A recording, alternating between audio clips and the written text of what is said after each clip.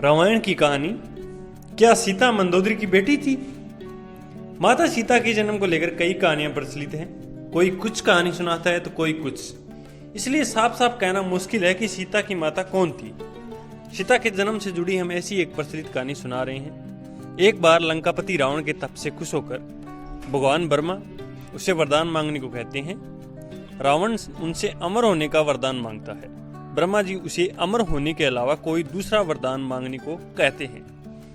रावण वरदान मांगता है कि मुझे सुर, असुर, पिशाच, नाग, किन्नर या अप्सरा कोई भी ना मार सके। रावण मनुष्य द्वारा न मारे जाने के बारे में नहीं बोलता है, क्योंकि वह मनुष्य के तिनके के समान समझता है। वरदान पाने के बाद रावण हर तरह तबाही मचाना शुरू कर देता है। एक दिन वह दंडकारण्याय नामक जगह पर पहुंचता है, जहां ऋषि मुनियों का निवास था।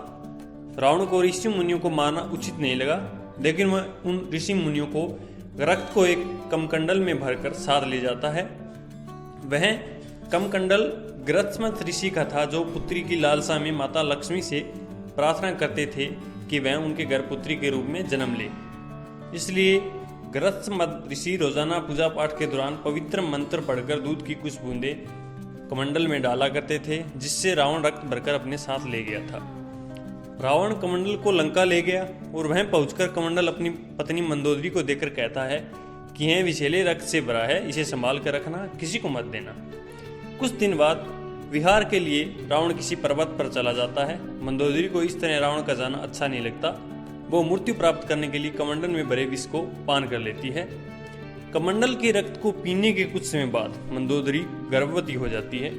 गर्भवती होने के कारण मंदोदरी घबरा जाती है कि महल में मौजूद अन्य लोगों उसके बारे में क्या सोचेंगे। फिर मंदोदरी तीर्थ यात्रा का नाम लेकर कुरुक्षेत्र चली जाती है। वहां मंदोदरी एक बच्ची को जन्म देती है, लेकिन लोक लाज के चलते वो उसे कलश में रखकर जमीन में दफना देती है। कुछ दिन बाद राजा जनक भी कुरुक्षेत्र जाते हैं।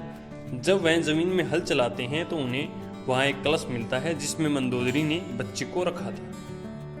बच्ची को कलश से निकालते ही आसमान से फूलों की वर्षा होने लगती है और साथ में आकाशवाणी भी होती है कि राजा जनक द्वारा उस कन्या के लालन पालन की बात कही जाती है। हल के आगे का नुकीला भाग से टकराने की वजह से कलश मिला था, इसलिए राजा जनक ने कन्या का नाम सीता रखा। इस तरह सीता माता का नाम और सीता माता का माता पिता राजा दशरथ और हुआ है।